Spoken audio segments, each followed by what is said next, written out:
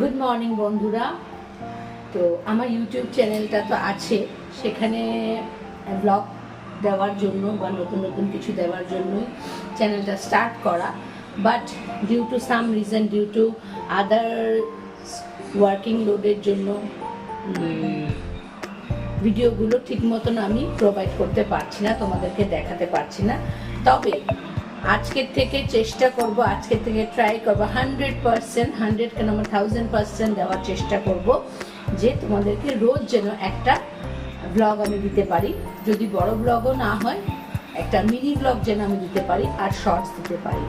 তো এই আশার সঙ্গে আমি আমার আজকের ব্লগটা স্টার্ট করছি। আজকের ব্লগটা হলো স্টার্ট করব রান্না দিয়ে, ঠিক আছে?